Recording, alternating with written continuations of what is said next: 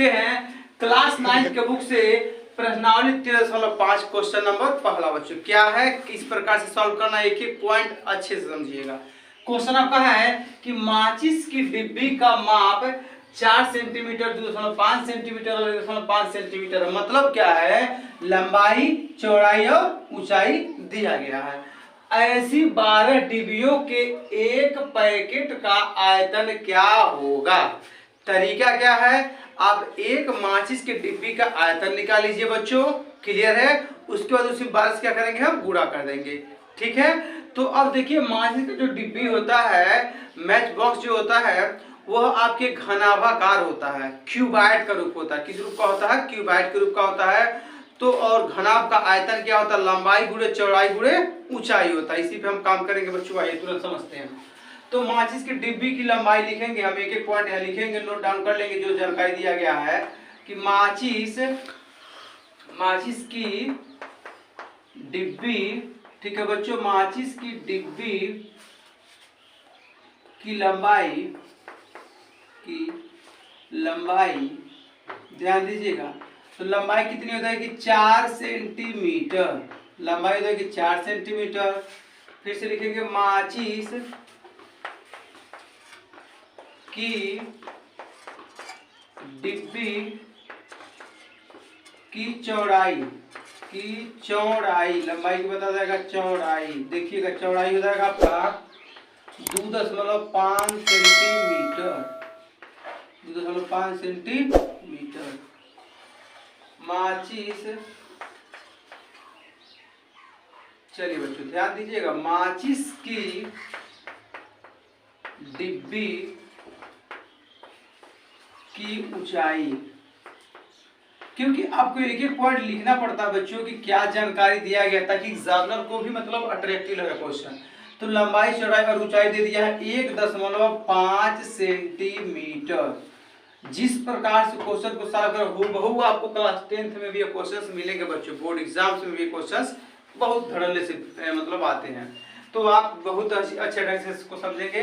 अब क्या करना है, लंबाई, चौड़ाई, ऊंचाई दे दिया गया है। सबसे पहले आप एक माचिस के डिब्बी का आयतन निकाल लीजिए, ठीक है। तो लिखेंगे माचिस, या लिख सकते हैं कि एक माचिस की डिब्बी का आयतन, डिब्बी का आयतन, देखिएगा बच्चों, डिब्बी का आयतन क्या हो जाएगा।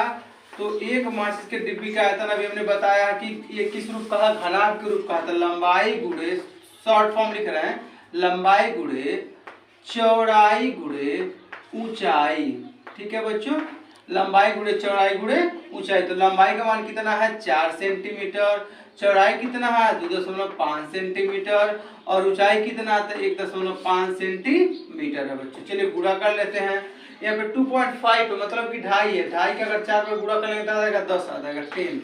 कितना आ जाएगा बच्चों 10, मतलब 2.5 रुपया अगर 4 बार 4 लोगों के पास रहेगा, 2.5 रुपया कितना आ जाएगा 10 रुपया, ठीक है। आसानी है कि 2.5 मतलब 2.5 अगर 4 से गुणा करें कितना आ जाएगा 10 आ जाएगा। अब 10 से गुणा कर लेंगे 1.5 में जब गुणा करेंगे तब आ जाएगा 15। हम गुणा बगल में करके दिखा दे रहा हूँ, 1.5 से गुणा करना है 10 से बच्चों, ध्यान दीजिएगा। तो 0 0 1 5 जब 5 1 1 जब 1 0 5 1, एक अंक के बाद 10 हो जाएगा 15।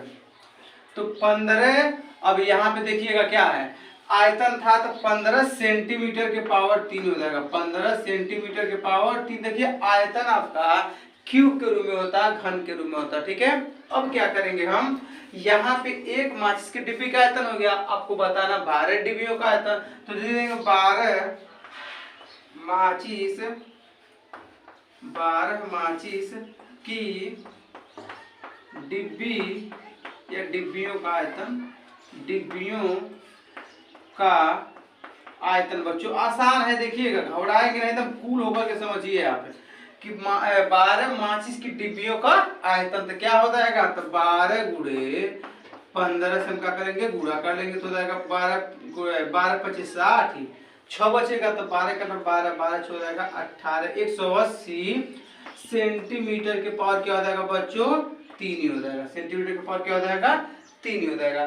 तो 180 सेंटीमीटर के पावर 3 हो जाएगा 12 माचिस के डिब्बियों का आयतन आपसे यही लास्ट में पूछा गया कि ऐसी 12 डिब्बियों के एक पैकेट का आयतन क्या होगा। तो 12 मतलब माचिस की डिब्बियों का आयतन का है या फिर एक पैकेट का आयतन का है, जिसमें 12 माचिस की डिब्बियां हैं तो कितना हो जाएगा 180 सेंटीमीटर क्यूब हो जाएगा। ये आपको बताना था बच्चों।